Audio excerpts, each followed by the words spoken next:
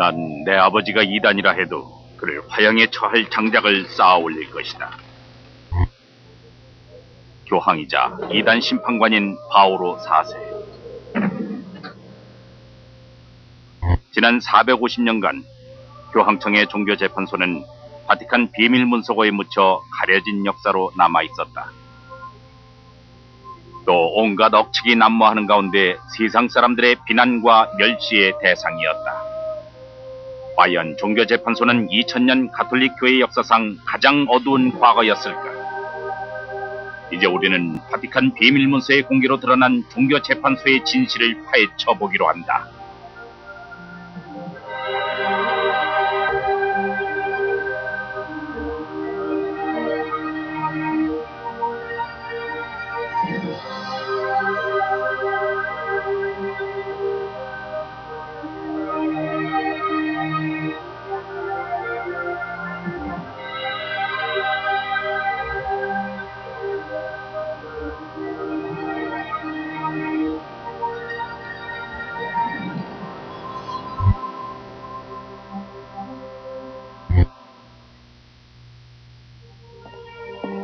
이 사람은 이 세상에서 가장 독특한 기관의 수장이다. 요제프 라친거 추기경은 로마 종교재판소의 후속기관인 신앙교리성 장관이다. 그는 종교재판의 비밀들이 소중히 보관되어 있는 그 옛날 교황청 검사성성 관저에서 일하고 있다.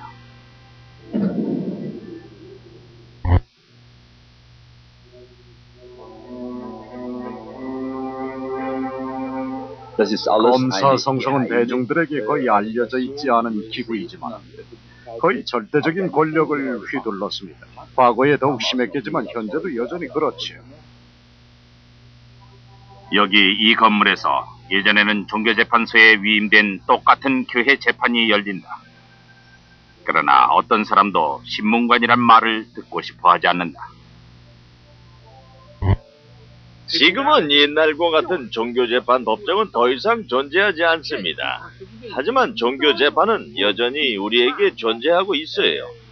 누구든지 교회 안에서만이 아니라 공개적으로 자신의 독자적인 의견을 표명하는 사람에 대해 종교재판소가 금지하는 결정을 내리면 누구나 파면되고 침묵을 강요당하게 되죠. 검사성성 관저에 보관되어 있는 로마 종교재판소 문서들은 살아있는 역사 자료들이다. 지금 현재도 세계 각지의 가톨릭 신자들의 신앙생활에 심각한 위협이 될 수 있다고 판단되는 위험한 사상들에 대한 보고서들이 매일 이곳으로 올라온다. 하나이며 참된 신앙으로부터 너무 멀리 벗어난 사람들에게 어떤 일이 벌어지는 것일까?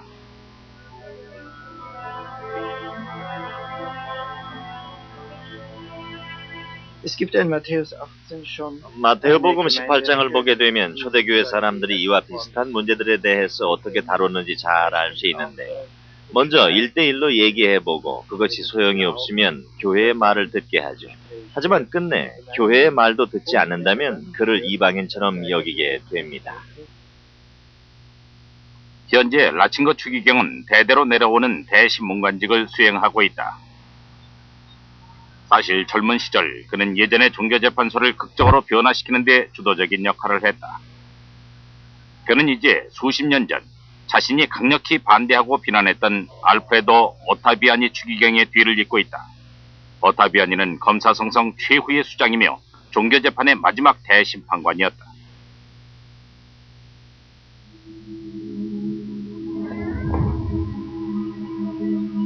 오늘날 종교재판 문서고의 입구에는 50년 전 예전의 종교재판 방식을 강력히 고수했던 그의 청동상을 발견할 수 있다. 사실 그에게는 승리와 실패가 기묘하게 결합되어 있다.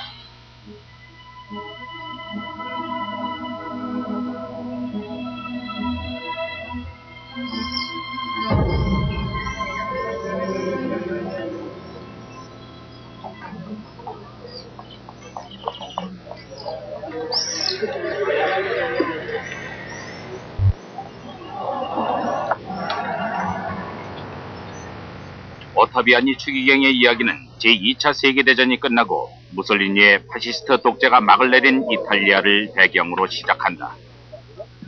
당시의 가톨릭 교회는 공산주의라는 새로운 도전에 직면하고 있었다.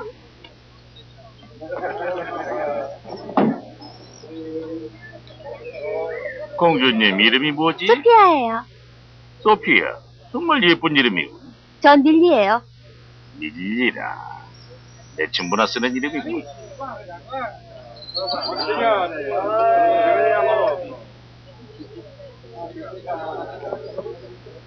옷이 아름답구나, 밀리.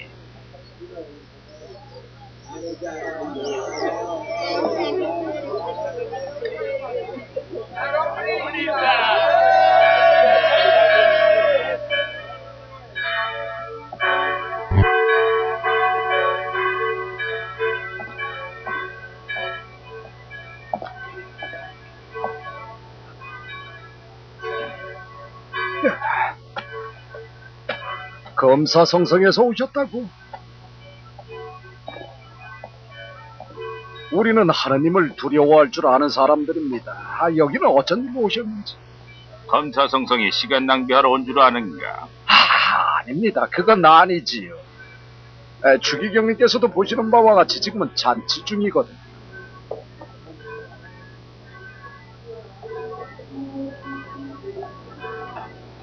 그렇군.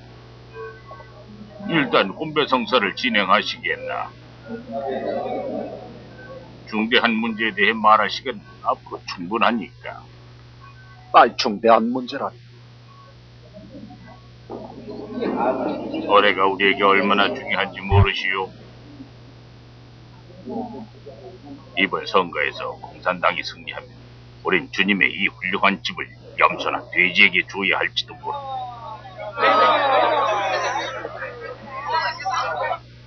저같이 가련한 종이 뭘 할 수 있겠습니까? 하느님, 자네에게 커다란 임무를 주셨네.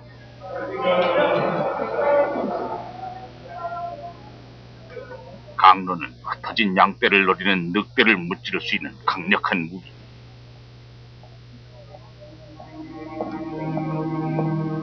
공산주의자들이 그대의 성당에서 무신론의 목소리를 높이고 있네. 그럼 자네는 힘없는 양떼들을 어떻게 보호할 셈입니까? 이 사람은 안토니오입니다. 보세요. 오늘의 주인공이죠. 자네도 빨치산이었나? 얼마나 용감했는지요. 2번이나 다쳤죠. 하지만 독일군에게 본때를 보여줬습니다. 빨치산을 했으면 공산당에도 가입했나? 네. 그럼 내 성당에 발을 들여놔!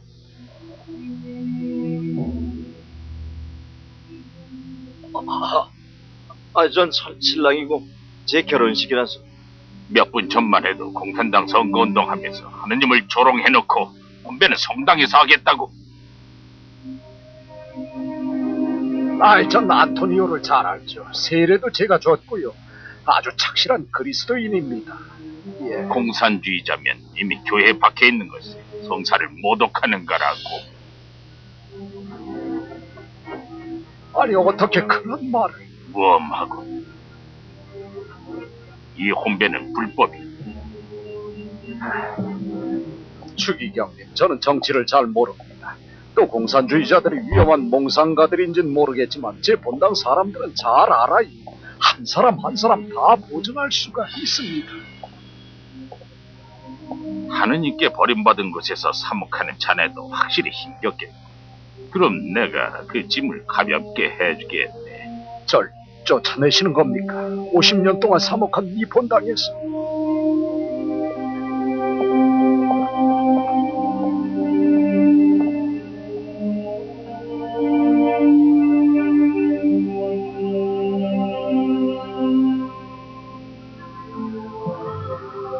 검사성성 보좌 재판관이었던 알프레도 오타비아니는 보기에 따라선 이중적인 사람이었다. 아이들에 대한 그의 사랑은 가히 전설적이었고 그는 거의 모든 수입을 고아원에 기부했다. 하지만 오타비아니는 공산주의자들에게는 엄청난 증오의 대상이었다. 그는 자신을 하느님의 경찰, 주님의 파수꾼이라 했다. 사실 공산주의는 가톨릭 교회가 전혀 예상하지 못한 적으로 성장하고 있었다. 제2차 세계대전 이후 소련은 강대국으로 등장했고 종교를 민중의 아편이라고 비난하는 막시즘과 무신론이 공산주의 사상의 기둥이었다.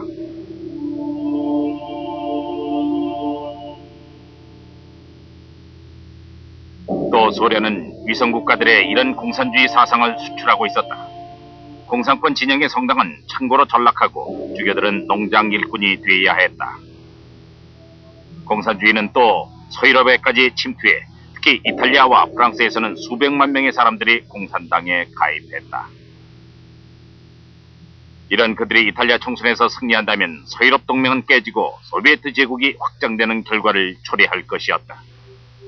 이 시기에 오타비아니는 스위스 세관 공무원의 아들인 길베르토 아구스톤이라는 충실한 동료를 얻었는데 그는 곧 자신이 국제정치 무대의 중심부에 있음을 알게 된다. 제가 1950년 6월 26일 로마에 오게 됐는데 그때 당시는 아주 순진한 시골 출신의 사제에 불과했죠. 그것이 출발점이었습니다. 이후 전 점점 지위가 올라갔고 오타비아니 추기경의 개인 비서가 됐죠. 저는 오타비아니 추기경을 아주 잘 압니다. 그분은 제게 당신의 가족도 소개해 주시고 당신이 거처하는 집에서 함께 일하게도 했는데요. 많은 것을 배울 수 있었습니다. 아구스토니의 상관인 오타비아니는 입지전적인 인물이었다. 그는 로마의 제빵사의 아들로 태어나 엄청난 인내심을 가지고 성실히 일하면서 당시 교회의 최고위직 중 하나인 검사성성의 수장까지 되었다. 하지만 대신문관이 되고서도 그는 자신을 평민이라 불렀다.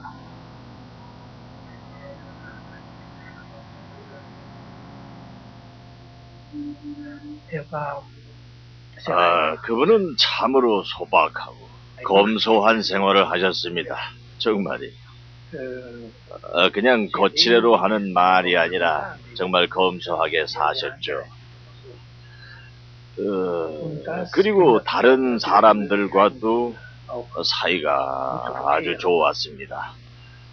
하지만 일할 땐 아주 엄격한 분이셨어요. 냉혹했다고도 할 수 있죠.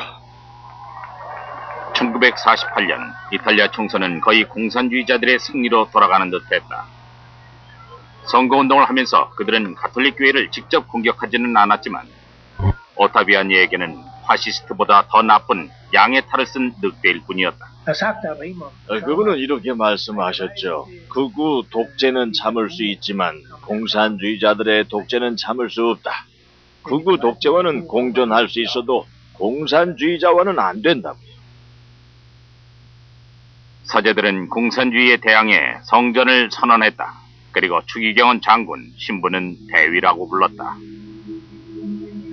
오타비아니는 검사성성을 일종의 반공산주의 지휘본부로 만들었다.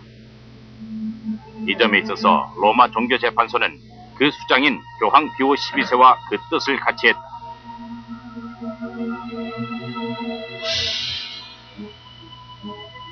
당시의 교황과 종교재판소는 나치에 의해 자행된 범죄에 대한 비난은 신중했지만 공산주의의 위협에 대해선 조금도 주저하지 않았다.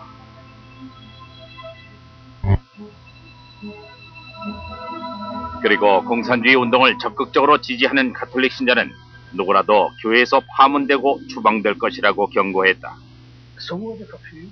그러니까 공산주의 운동에 적극적으로 참여하는 사람은 비그리스도인으로 간주될 것이라는 훈령을 발표했던 거죠. 이 훈령의 문구는 아주 강한 어조를 띈 것이었는데요. 나름대로는 효과를 거뒀다고 볼 수 있습니다. 1948년 4월 18일 선거에서 그리스도교 민주당이 예상 외로 승리한 것을 보면 말입니다. 사실 보수적인 그리스도교 민주당이 놀랄 정도로 절대적 다수 의석을 차지한 것은 이탈리아 역사에서 전례가 없는 것이었다. 오타비아니의 정책이 그들의 승리에 결정적인 도움을 준 것이 분명했다. 그리고 몇 년 후에 오타비아니는 1인지하 만인지상의 검사성성의 수장으로 임명됐다. 역사학자들은 만약 당시의 선거에서 공산당이 승리했다면 유럽의 역사는 아주 달라졌을 것이라고 말하고 있다. 교회는 자신을 방어할 권리가 있죠. 사실 그것은 교회뿐 아니라 진리를 수호하는 것입니다. 이 방어 정책은 내부로도 눈길을 돌리게 된다. 1950년대의 새로운 세대의 사제들 중에는 한스킹이라는 스위스 신학자가 있었다. 그의 책들은 오타비아냐의 주목을 받게 됐고 곧이어 악명 높은 금서 목록에 오르게 된다.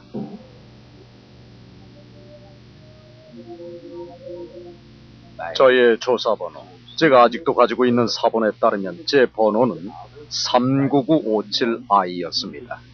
여기에서 I는 금서의 영역을 뜻하고 앞에 숫자는 1957년 399번째란 뜻이지요. 셈페르이뎀, 항상 똑같이는 오타비아냐의 모토였다. 그러나 새롭게 떠오르는 젊은 세대들에게 그의 항상 똑같은 완고한 입장은 받아들이기 힘든 것이었다. 우리가 난상 토론을 하고 있을 때였는데 전 추기경의 마음을 어느 정도 느낄 수가 있었습니다. 전 그분도 뭔가 느끼고 있는 것 같아서 말씀드렸죠. 추기경님께서도 한 말씀 하시죠. 그러니까 그래 하셨죠. 전 다시 말했어요. 추기경님, 저는 아직 젊습니다. 그러니까 반쯤 감긴 눈을 번쩍 뜨시더니 이렇게 말했습니다. 그래, 그대는 젊지. 내가 젊었을 때도 말이야. 하지 말았어야 할 말을 많이 했지. 라고 말입니다.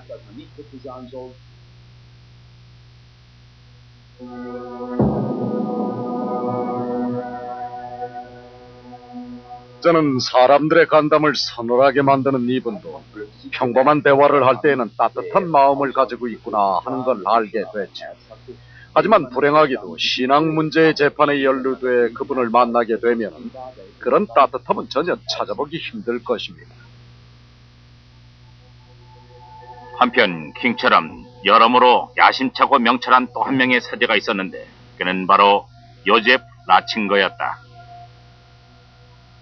당시 독일에서 가장 젊은 신학 교수로 명성이 높았던 그의 이름은 새로운 변화를 뜻하는 것이었다.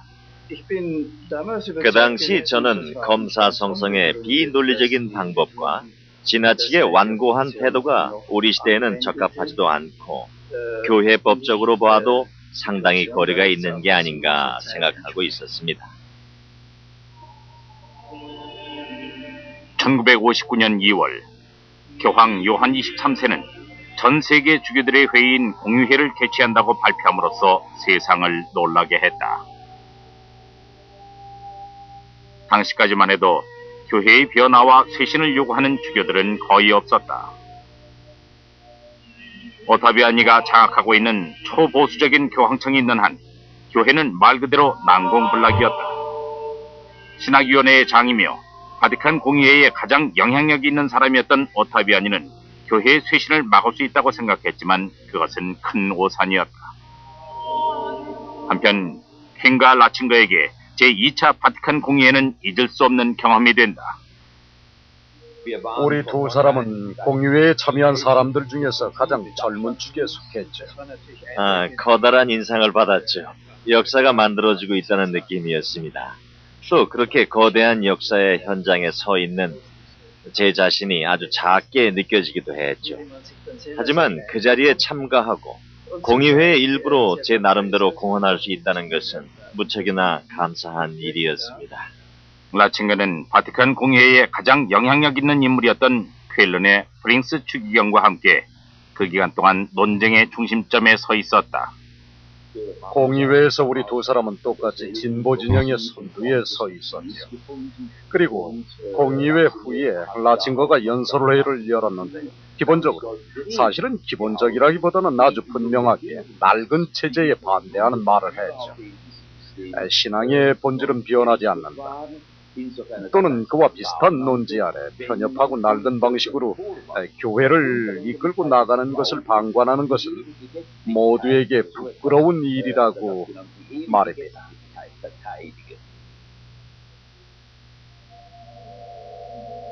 (1963년 4월) 악폐에 사로잡혀 있고 시대에 뒤떨어진 교회의 구조적 문제를 해소하고자 했던 요한 23세는 선종하고 말았다.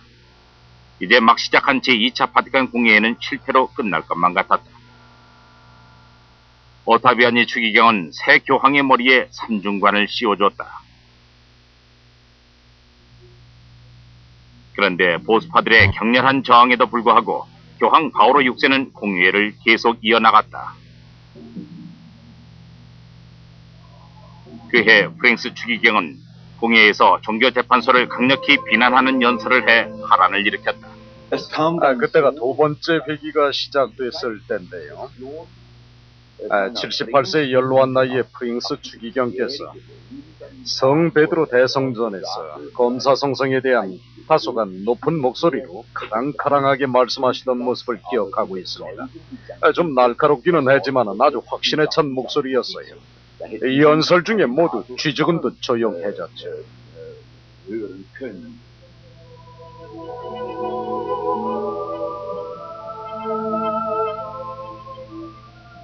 추기경님은 검사 성성이 교회법을 따르지 않고 교회법 위에 군림하는 모습을 보이고 있다며 강하게 비판하셨습니다. 사람들의 진술도 듣지 않고 평결을 내리는 것도 잘못이라고 단언하셨죠. 그 비판의 소리는 크고 분명했습니다. 그리고 연설이 끝나자 우레와 같은 박수갈채가 쏟아져 나왔죠. 아마 그 자리에서 모든 것을 직접 목격했던 오타비아니 추기경에게는 분명히 충격적인 일이었을 것입니다.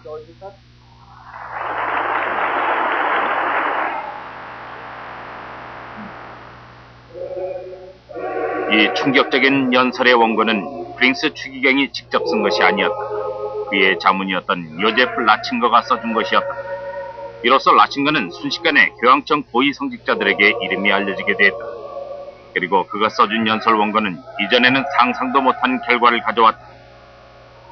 1965년 제2차 바티칸 공의회 폐막 전야에 교황 바오로 6세는 지난 400년간 교회 안팎으로 확고한 위치를 확보했던 로마 종교재판소의 종말을 선언했다. 이제 검사 성성은 절대 권력을 버리고 신앙교리성이라는 새로운 이름으로 거듭나게 됐다. 우리가 대체로 환영한 결과대로 검사 성성은 평범한 교황청 기구의 하나로 자리를 잡게 됐습니다. 더 이상 최고의 성성이 아니었기에 오타비아니 추기경의 마음은 편치 않았을 겁니다. 그는 늘 교회에서 논쟁이 일어날 때 무엇이 진리인지를 분명히 결정해줄 누군가가 반드시 있어야 한다고 믿고 있었죠.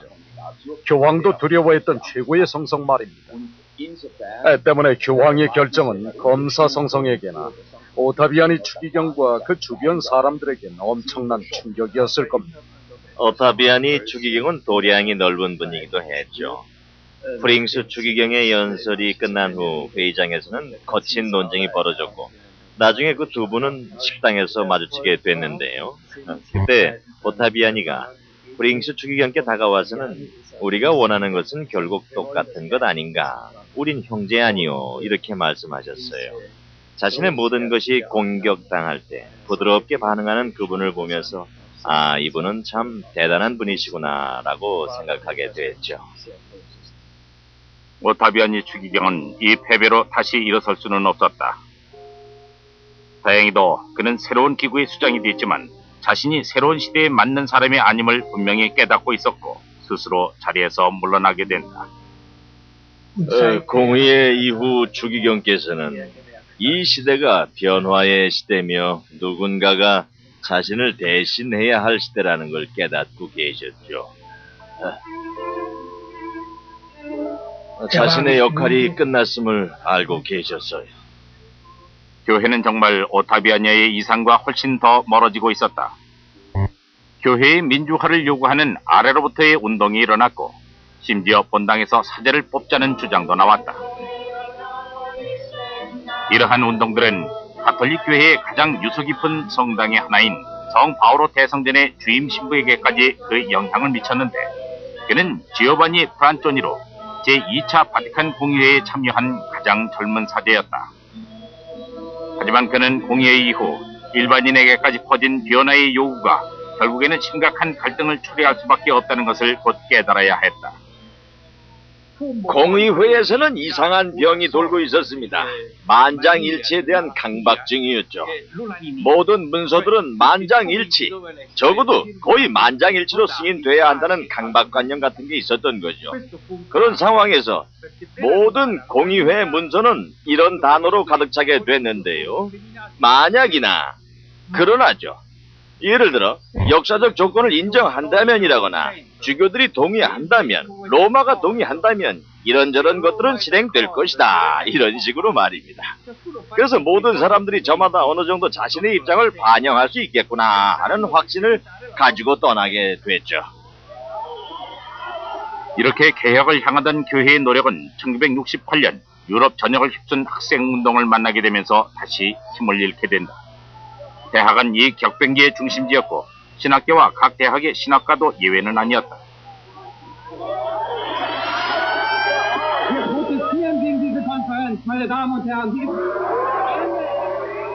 이런 학생 소유는 신학 교수이자 교회 개혁을 부르짖던 요제프 라칭거에게 자신이 원했던 종류의 변화와는 매우 다른 변화가 일어나고 있음을 인정하게 했다. 그 시기에 많은 신학 교수들이 자신들의 학문에 대해서는 아무런 지식도 없는 사람들이 신학을 자의적으로 무리하게 해석하는 것을 보며 아주 당혹스러웠습니다. 거의 강도처럼 느꼈겠죠. 라친거는 고를 외치고 마이크를 들고 싸우는 그런 사람이 아니었어요. 그런데 측근들조차도 급진주의에 동조하는 걸 보고 꽤나 충격을 받았죠. 그때부터 요제프 라친거는 교회의 변화보다는 교회의 신앙과 신학을 수호하는 데 더 많은 관심을 가지게 됐다고 저는 확신하고 있습니다. 하지만 한스 킹은 그렇지 않았다. 나아가 그는 무리권이라는 논문을 통해 신앙의 문제에 관한 교황의 무리권 교리를 비판했고 교도권의 근간을 뒤흔들어 놓았다.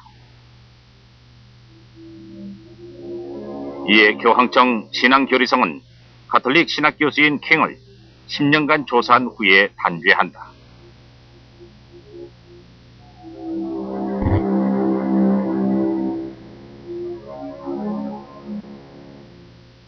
악명 높은 종교재판소의 후임기관인 신앙교리성은 튜빙겐 대학의 한스킹 교수의 면허를 박탈했습니다.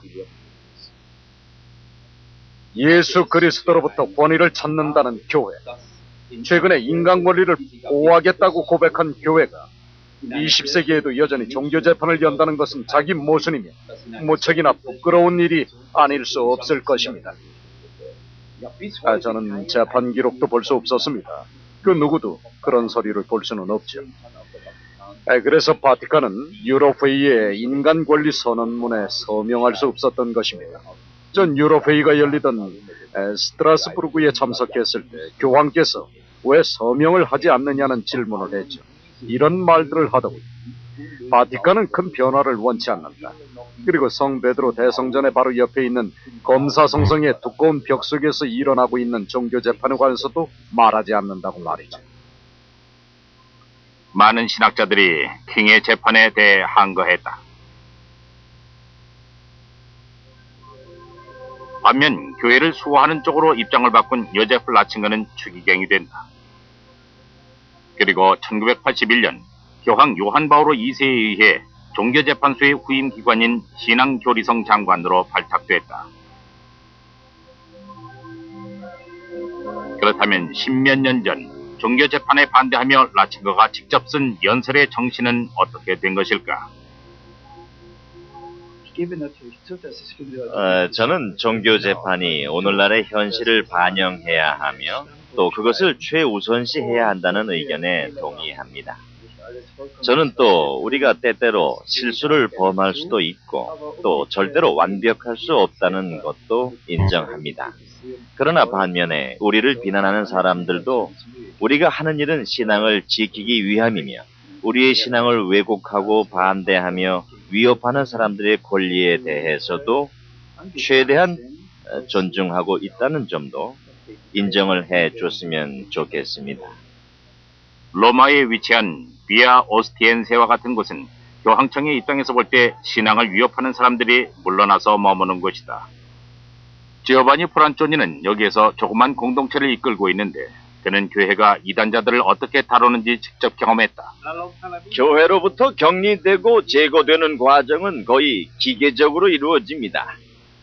특별히 사람들을 격리시키는 지침서와 같은 것이 있지는 않을 겁니다.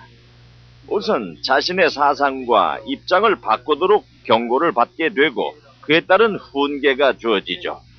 그것이 첫 단계인데요. 교황청은 본인 스스로 마음을 바꿀 것을 원하고 있죠. 하지만 지오바니 프란초니는 스스로 마음을 바꾸지 않았다. 오히려 그는 교회에 대해 좀 더 근본적인 민주화를 노골적으로 요구했고 다음 단계의 제재를 받게 됐지만 그 제재에 반발했고 사제직에서 물러나 결혼을 했다.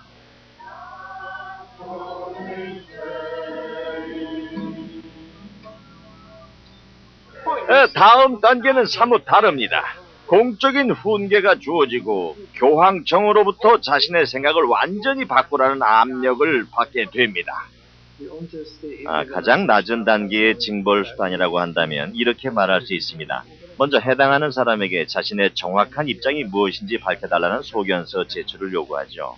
그 사람이 정말로 논쟁을 일으킬 소지가 있는지 또 잘못한 것인지를 보다 정확하게 판단하기 위한 것입니다. 프란초니에 대한 교황청의 요구는 아무 소용이 없었다. 그리고 이 같은 문제는 신앙교리성의 수장인 라칭어 장관에게 강구할 수 없는 것이었다. 교도권을 인정하지 않는다면 가톨릭교회의 체제 전체가 무너질 것이기 때문이었다.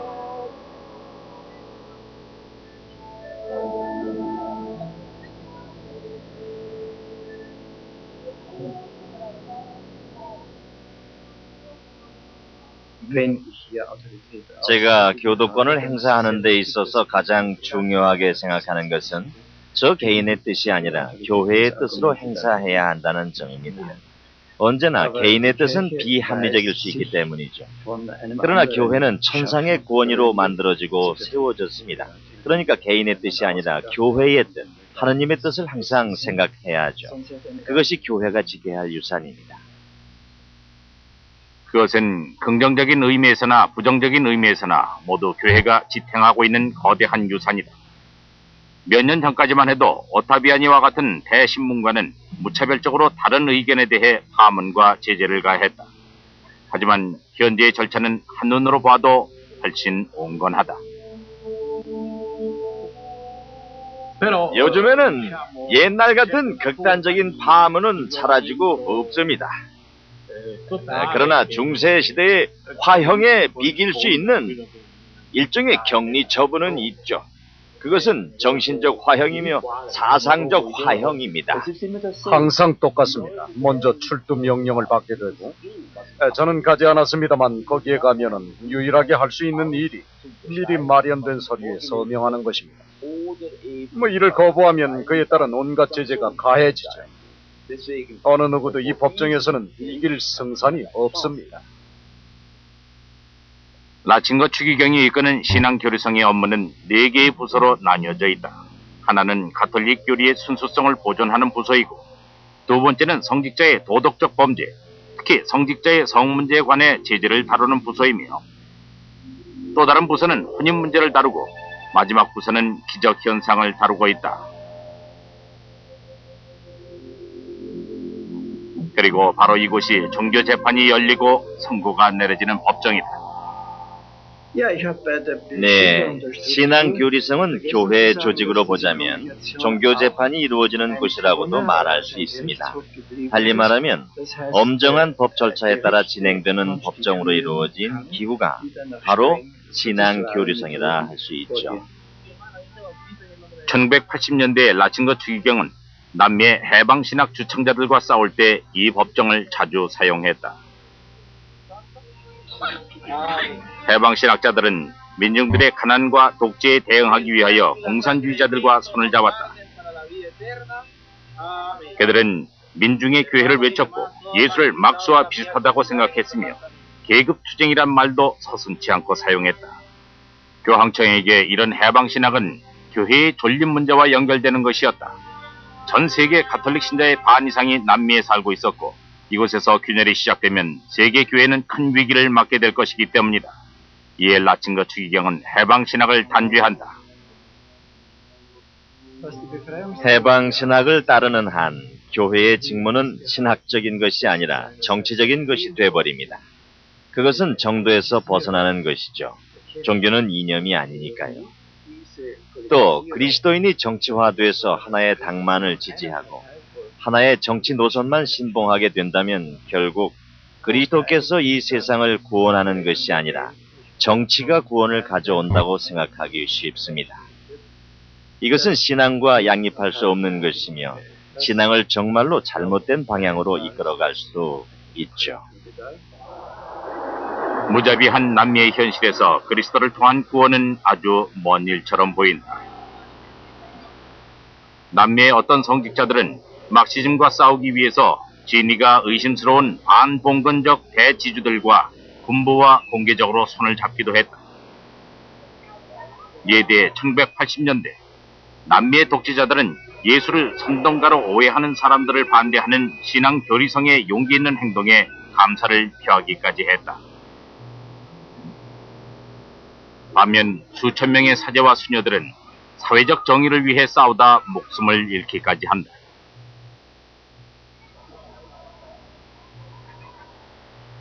살인자들은 스스로를 충실한 그리스도인이라고 부르면서 주저없이 살바도르의 대주교 오스카 로메로를 암살하기도 했다.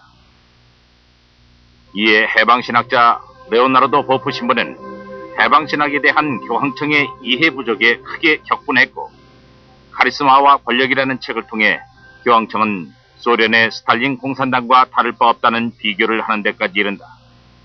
당연히 라친거 추기경은 이런 모욕을 용납하지 않았다. 보프 신부는 로마 검사성성 관자로 소환됐고 거기서도 자신의 주장을 철회하지 않자 즉시 단죄받는다.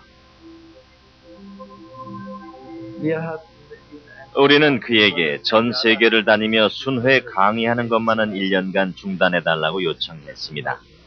자신의 대학에서는 계속 가르칠 수 있었음에도 불구하고 그는 우리의 요청을 거절했죠. 그는 너무 많은 말을 했어요.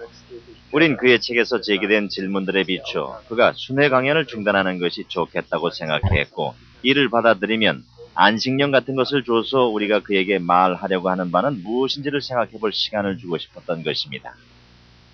신앙 교리성과의 지루한 싸움을 한 끝에 또 오랜 고민 끝에 레오나르도 보프 신부는 성직을 떠나기로 결심했고 그의 해방신학을 지지하는 많은 사람들도 그를 따랐다. 1989년 사회주의 진영이 무너졌다. 또한 공산주의 모델에 따라 정의로운 사회를 건설하려는 희망도 무너졌다. 신앙 교리성의 입장에서 이것은 예상치도 못한 성공이었다. 또 대다수 신앙인들은 해방 신학자들이 주장한 빈민들과의 연대를 외면하기 시작했다. 하지만 해방 신학의 창시자들은 1960년대에 제기했던 독재와 빈곤의 문제들은 아직까지 해결되지 않고 있다. 그럼에도 불구하고 신앙 교리성은 이 승리가 그들의 단호한 태도 때문이었다고 생각한다.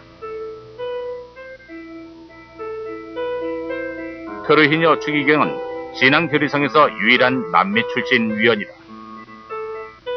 그는 또 오프스데이의 회원이기도 하며 남미의 해방신학에 대해 분명한 반대 입장을 가지고 있다. 오늘날 남미 원주민 신학을 보면은 항상 경제적인 가난만 말하고 있습니다.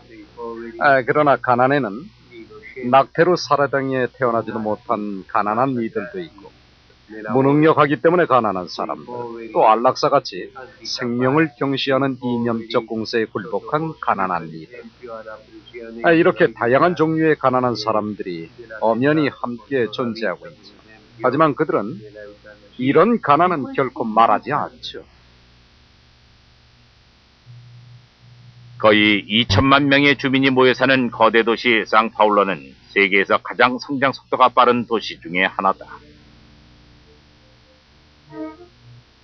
이곳은 비록 로마에서 멀리 떨어져 있지만 바티칸은 남미 빈민가의 고통을 주목하고 있다. 최근 이곳에서는 에이즈 환자의 확산이 사회 문제로 대두되고 있다. 하지만 이런 고통을 덜어주기 위한 방법으로 가톨릭 교회가 제시하는 전통적인 도덕률은 종종 현실과 마찰을 빚기도 한다. 상파울로 변두리 빈민가에서 이들을 대상으로 사목을 하는 이탈리안 선교사 발레리아노 파이토니는 이들을 위해 교회가 제시하는 방법은 현실적으로는 불가능하다고 생각하고 있다. 로마는 저 역시도 굳게 믿고 있는 우리 그리스도교 신앙의 기본적인 가치를 지키는 것을 대단히 중요하게 생각합니다. 하지만 현실 세계, 그러니까 소박한 사람들과 함께 일하는 저희들의 종종 부딪히게 되는 이 현실 세계의 문제에 대해서 얼마나 심각하게 생각하는지 의심스럽습니다. 가끔 로마는 인간이란 배우고 성장한다는 것을 기다려주지 않는 것 같아요. 저희는 천사가 아니라 나약한 인간들과 살아가야 하는데 말입니다. 브라질에서는 수백만 명이 에이즈에 걸려 있고 10만 명 이상이 이미 에이즈로 죽었다. 로마 교황청은 완전한 금욕 생활이라는 한 가지 처방만 제시하고 있다. 부부들조차도 배우자가 에이즈에 감염되었을 때 콘돔을 사용하는 것이 허락되지 않는다. 이 문제에 관한 공개적인 건의가 없었던 건 아니지만 아직까지 바티칸의 마음을 움직이지는 못했다.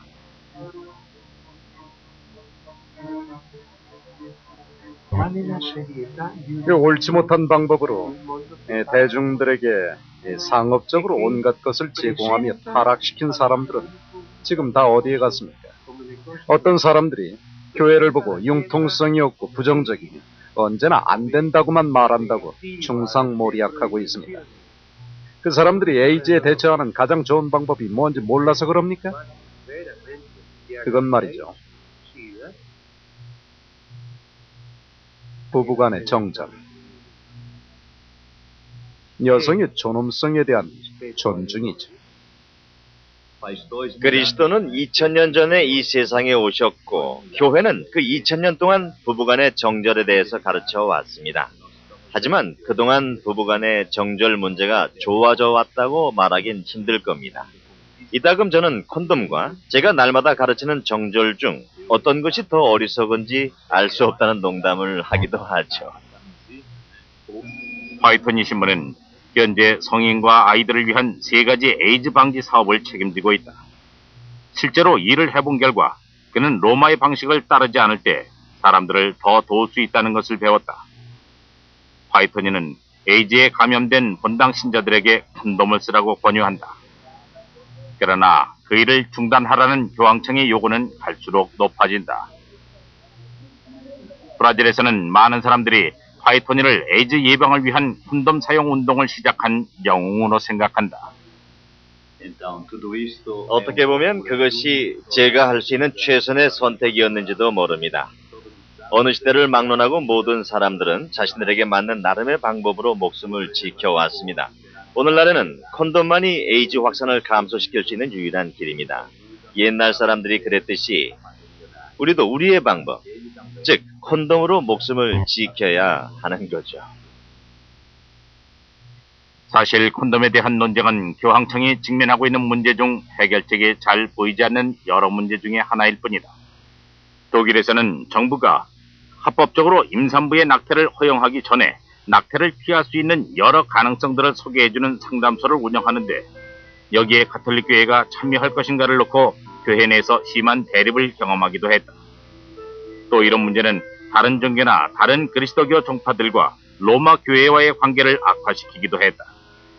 또 한편으론 인간의 생각으로는 예상하지도 못할 결과를 가져올 수 있는 유전공학의 문제도 교회가 풀어야 할 숙제다.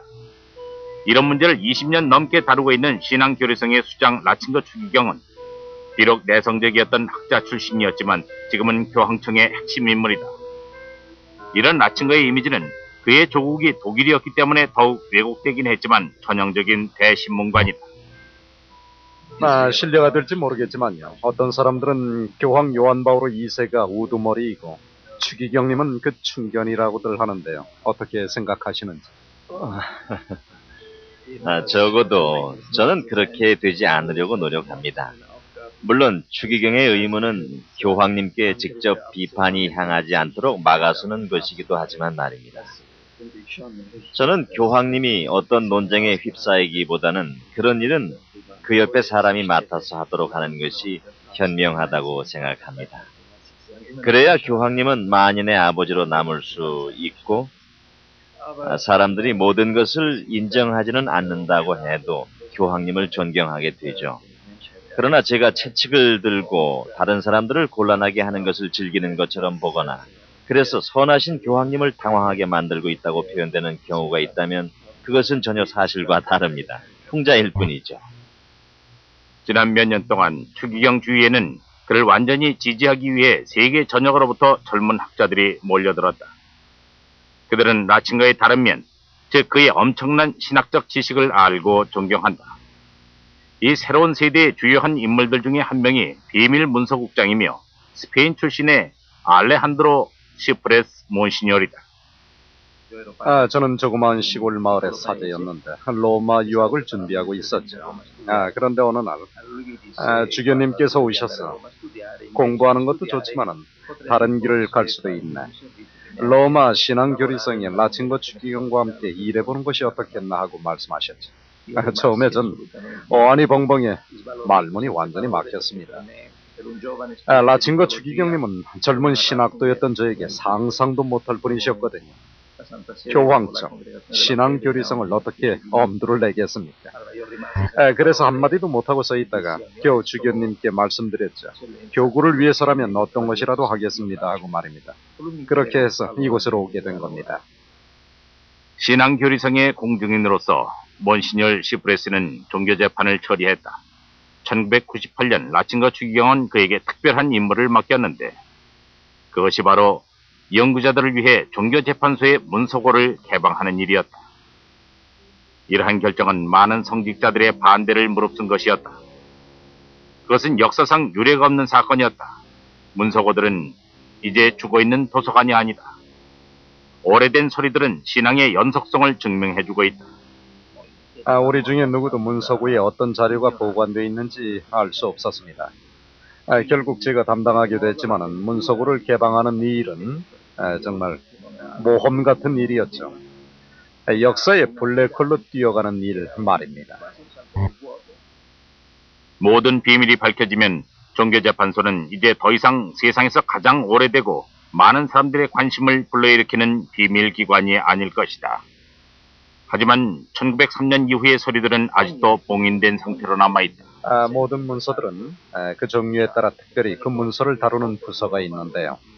문서들이 지닌 가치와 민감한 성질에 따라 저희 내부 사용자들도 제한적으로만 접근할 수가 있습니다. 그러니까 1급 비밀 문서들이 보관된 작은 문서고가 따로 있는 것이죠. 그 문서고의 열쇠는 라친과 추기경만이 갖고 계십니다. 어떤 경우에는 고해 성사가 기록되어 있는 문서도 있습니다. 그런 문서는 계속 완전히 묻혀 있어야만 하죠. 고해 성사의 신성함과 비밀이 지켜지도록 이 문서들을 다른 서류들과 분리하는 일은 매우 어려운 일이었죠. 예전에는 종교재판소가 이따금씩 고해 성사의 봉인을 뜯어 거룩한 성사를 모독하기도 했다. 하지만 그건 역시 라친과 추기경이 오늘날 감내해야만 하는 유산의 일부이다. 1급 비밀 서류에는 사제들의 성범죄와 기적에 대한 보고서들도 있다. 유명한 파티마 제3비밀도 여기에 보관된 서류들 중 하나다.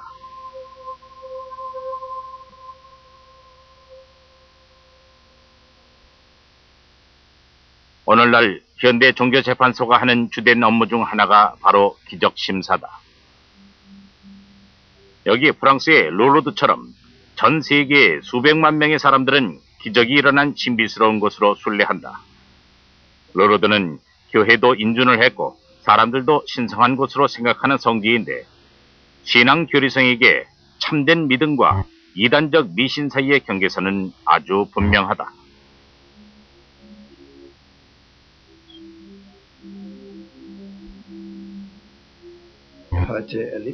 오늘날 우리는 신앙의 거치대에만 중시하는 경향이 있습니다. 다시 마술에 대한 믿음이 퍼지고 있는데요. 그런 것은 온갖 종류의 위험한 사상이고 초자연적인 힘에 대한 망상입니다. 사람들은 누구나 초자연적인 일을 경험해보고 싶어 하죠. 그래서 우리는 신학자들과 논쟁하는 것만큼이나 이런 것도 정도에서 벗어나지 않도록 하죠. 그리고 기적은 가능한 한 좁은 의미로 바라봐야 한다고 말하고 싶습니다. 우리가 주의해야 할 것은 신앙생활을 하면서 마주치게 되는 잘못된 가르침이나 이성주의만이 아닙니다. 오늘날 많은 신자들 사이에서 퍼지고 있는 병적인 종교적 환상을 추구하는 것도 조심해야 되죠. 신앙 교리성은 검사성성이 그랬던 것처럼 기적을 의심스럽게 바라보며 기적이 가톨릭 교회를 부유하게 만들기보다는 위협이 될 수도 있음을 경고한다. 기적에 대한 맹목적인 믿음은 신앙을 보편교회의 신앙이 아니라 개인적인 신앙으로 향하게 하기 쉽다. 오늘날 많은 사람들이 기적에서만 신앙의 의미를 찾고 엄격한 교회의 법규를 지키려 하지 않는 경향이 있다. 이렇듯 기적에 대한 기대가 도를 넘어서게 되면 라친과 추기경이 개입한다. 그들은 자신이 원하는 것을 믿어서는 안 되며 로마의 목자가 가르치는 것을 믿어야 하기 때문이다. 종교재판소의 오류는 바로 이 야심에 찬 요구에서 기인했다. 종교재판은 변화무쌍한 이 세상에서 보편적이고 영원한 교회의 법칙을 수호하기 위함이었다. 하지만 많은 대신문가들은 이런 의혹이 지나쳐 오류에 빠지곤 했다. 그래서 많은 대신문가들이 라친과 추기경처럼 열정적인 개혁가로 시작했지만 구체제의 방어자가 되었다. 라친과 추기경과 저는 서로 다른 길을 선택하기 이전까지 교회의 개혁이라는 같은 길을 걸어갔습니다. 하지만은 그는 기회가 주어졌을 때 교회 상층부로 진입해 교회 권력을 옹호하는 길로 갔고, 반면에 저는 그것을 거부했습니다. 저는 개혁이 완수되기 전까지 그 길로 가는 것은 옳지 않다고 보았습니다. 그러나 어떻게 보면은 그의 길과 저의 길은 같은 것인지도 모르죠. 교회는 항상 변해야 함과 동시에 변하지 않아야 하기 때문이죠. 개혁과 보수. 사람들 사이에는 분명히 여러 가지 의견이 있을 수밖에 없다고 생각합니다. 한쪽 면만 보다 보면 진정한 지혜의 교회 한국이라 할 수 있는 전체를 볼 수 없게 되는 경우가 많죠. 하지만 우리는 언젠가 우리가 믿고 있는 것이 무엇인지를 분명히 알 수 있을 것입니다. 궁극적으로 신앙은 또 그리스도인의 정체성은 우리가 이해할 수 없는 모호한 그 어떤 것이 아닙니다. 우리가 신앙의 전통을 지켜내기 위해 노력하는 한편 다양한 변화의 요구를 수용해 나갈 때 좀 더 분명히 드러날 수 있는 것이죠. 라친거의 모토는 진리를 위해 일한다이다. 그것은 한쪽 면만의 진리를 말하는 것이 아니라 양면성을 가진 진리이다. 그 어두운 면은 강제성과 편협한 마음으로 나타날 수 있고, 그 밝은 면은 예기치 못한 변화에 휘말려 자신의 정체성을 잃게 할 수도 있다. 어둠과 빛. 라친거 추기경은 교회의 수호자라는 그 연장선에서 이 두 가지를 하느님을 향해 하나로 통합시켜 나가야 할 것이다. 그리고 이것은 수많은 세기 동안 오역과 영광의 세월을 살았던 종교재판소의 역사가 우리에게 전해주는 교훈일 것이다.